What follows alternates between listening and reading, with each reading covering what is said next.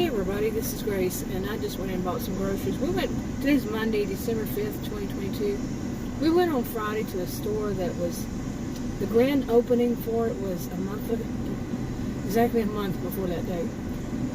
And it was unbelievably packed, and we felt like, finally found the right way to put it, it's like we're being herded like cattle, through the store by just other customers.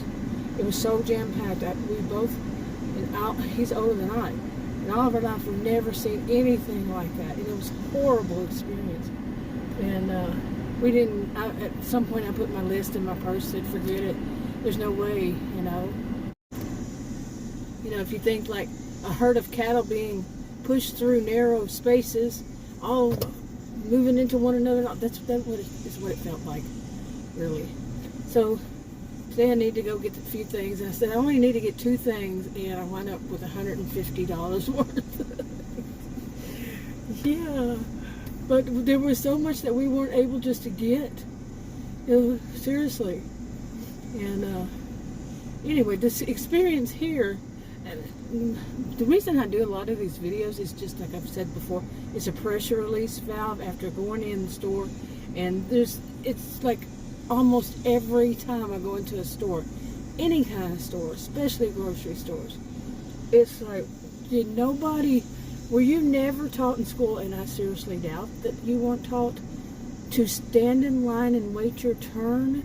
Nobody is there for you to say, excuse me, or like someone did in this, a woman did in this, a young woman.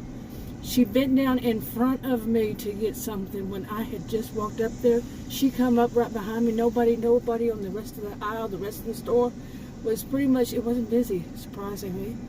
But she needed something right there in front of me, so she bent down to get it in front of me. I mean, I've had plenty of people put their hands in front of my face to get what they want, right where I just walked up and was about to grab. And this was the same thing, but she bent down to get it. Did they not learn manners, rules, social rules, social etiquette? No. What was wrong with her?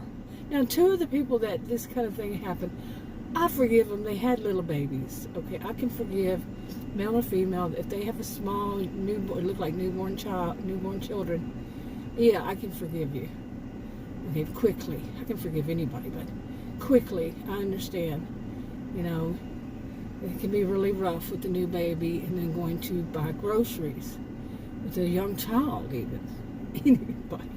It can be with an adult, even. It can be difficult. You know what I'm saying? Okay, now the other one with the child was the first thing that happened to me. And I was in just when I walked in, there was a produce. And I was looking at some lettuce, and she come up to me. Okay, the whole rest of the produce department was empty. Okay? But she needed right then and right there lettuce. And then there had already been some woman around my age or older that was just standing there, what is it? So she just said, excuse me. And I really thought something was matter the way that she said it, like there was some big, tragedy, emergency, something. Must have been her voice. So I moved, you naturally, when somebody has a voice like there's a big tragedy, no, she was just looking at something. Okay, she was not there when I walked up. She had a baby, and so I'm forgiving real quick. And then another one was like that, and she may have had a child too, but she did the same thing.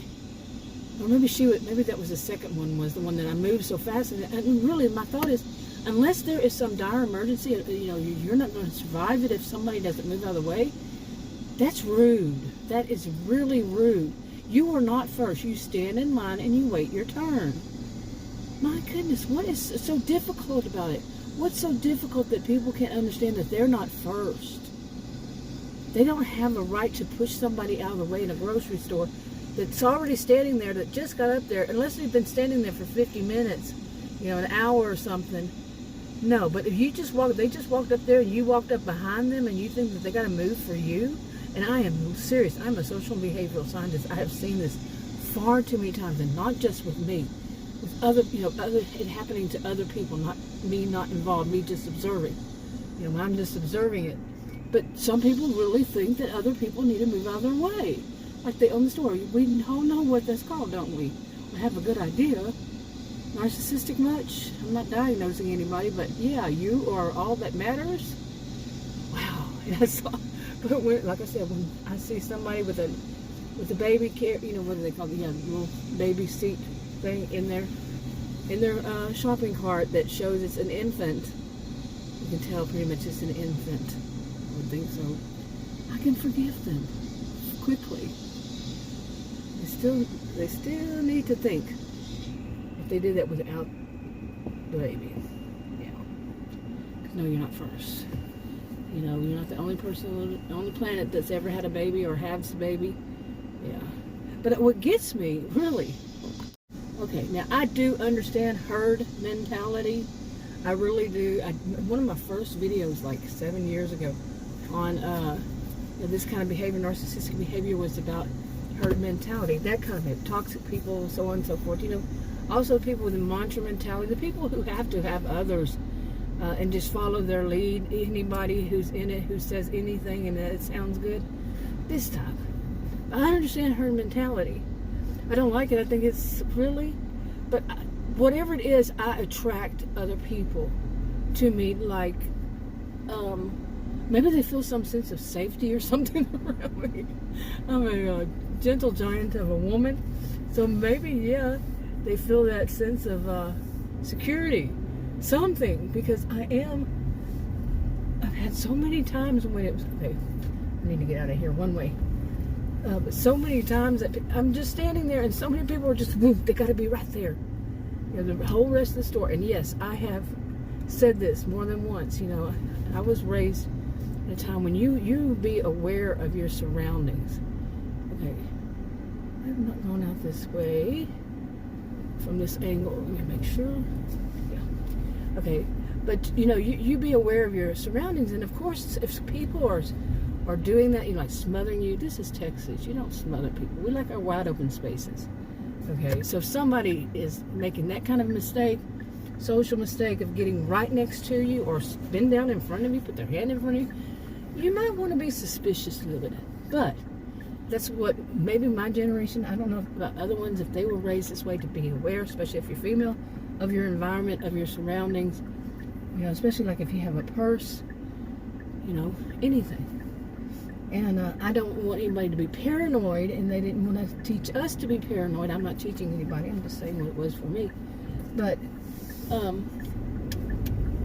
but it can make you a little more cynical, and a bit suspicious.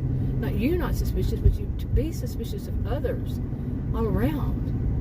The cynical thing, the whole thing working there. And why are you standing so close to me? Why do you have to be right here when the whole rest of the aisle is empty? And I've been past several, it was very empty today. I've been past several aisles and nobody's around, but you have to have something right here where I'm standing. Right where I'm standing, right in front of my nose. Something not right about that. Herd mentality, perhaps just people want to be near other people. I tell you, there were a lot of young women, and it could have been the same ones, really, with babies, okay, with infants. But I never heard a baby cry the whole time, and never saw any baby's face, which, they cover their face, really, in the store, really. But, yeah, and I become suspicious. I'm suspicious of their behaviors, too, because do you really need something right where I'm standing? Seriously, that whole scene.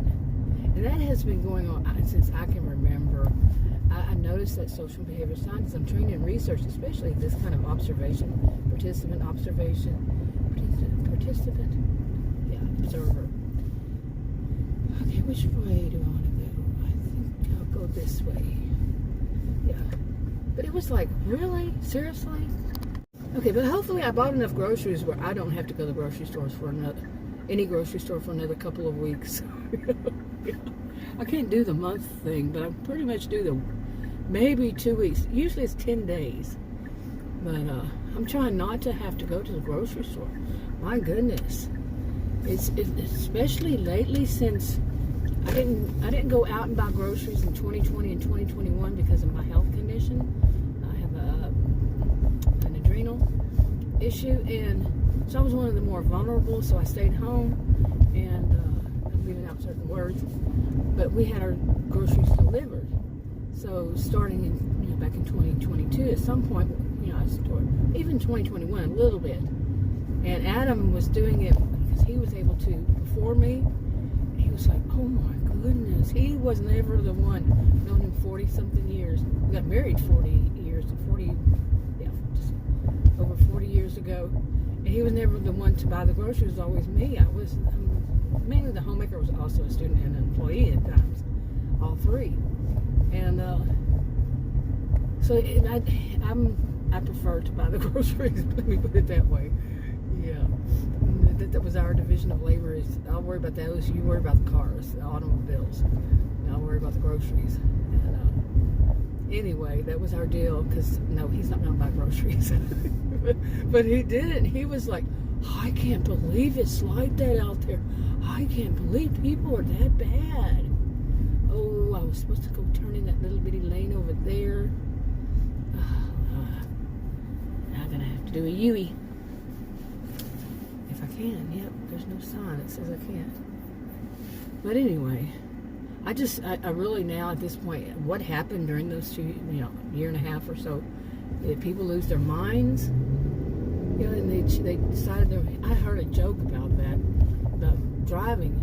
But it kind of does seem right that because all the tailgating now, people trying to drive super fast. I mean, like through a neighborhood that's 30 miles per hour, they want to go 50, 60. And the same thing in the grocery stores. No etiquette, no. The way I see it, you're in a grocery store, you use driving rules, driving laws, and make them social rules. Okay, but anyway, back to that whole thing of the herd mentality. No, you don't have to be right where I am. Okay, so some people would be suspicious if somebody needs something. I mean, I would tell somebody to be suspicious if somebody wants, there's a whole store and somebody has to have something right where you're standing. Really? I mean, that's just so bizarre. What would be the odds of it happening I remember I counted one time in one store, one shopping trip, 11 times by different people. Really? I mean, that makes the odds even more likely, maybe, but if I were to do it by my own experience only. But seriously, it happens so often, and wow. No, what, you weren't taught stand in line and wait your turn? Really? I've taught at many schools. When I was a career student, undergraduate and graduate school, graduate school, not undergraduate, but graduate school, I taught in elementary schools. I liked inner city, even, if you could call it that. But, yeah, and that was one of the rules, man. Stand in line and wait your turn. And I can't think of any of the schools out of 3-4 school districts that wasn't taught. It was taught in all of them, every grade. Stand in line, wait your turn. But all these people miraculously went to schools that they didn't teach that? No. You were taught. You just didn't learn. Anyway, wrapping it up. Talk to you in another video. Bye.